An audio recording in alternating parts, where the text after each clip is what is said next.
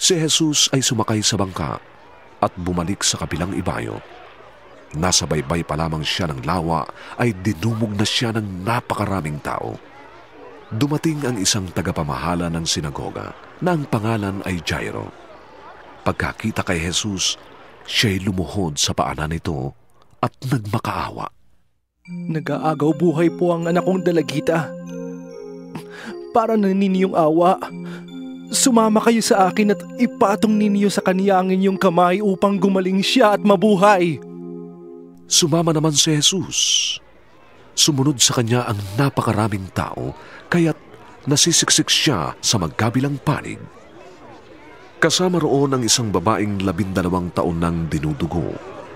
Hirap na siya sa sakit na yun at marami ng doktor ang tumingin sa kanya. Naubos na ang kanyang ari-arian sa kapapagamot, ngunit hindi pa rin siya gumagaling. Sa halip ay lalo pang lumalala ang kanyang karamdaman. Nabalitaan niya ang tungkol kay Jesus, kaya't nakipagsiksikan siya hanggang sa makalapit sa likuran ni Jesus at hinawakan ang damit nito.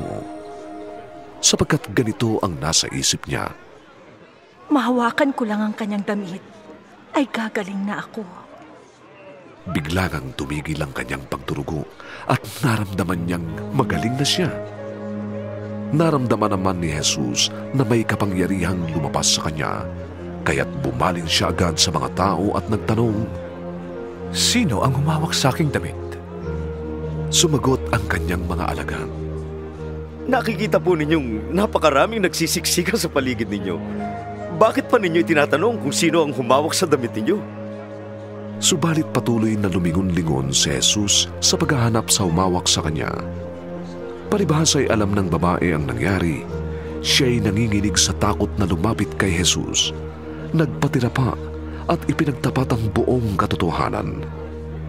Sinabi sa kanya ni Jesus, "Anak, pinagaling ka ng iyong pananalig. Umuwi ka na at ipanatag mo ang iyong kalooban. Ikaw ay magaling na." Habang nagsasalita si Jesus, may ilang taong dumating mula sa bahay ni Jairo. "Patay na po ang anak ninyo. Sabi nila. Huwag na po ninyong abalahin ang guro." Ngunit hindi pinansin ni Jesus ang kanilang sinabi. Sa halip, sinabi niya kay Jairo, "Huwag kang mabahala.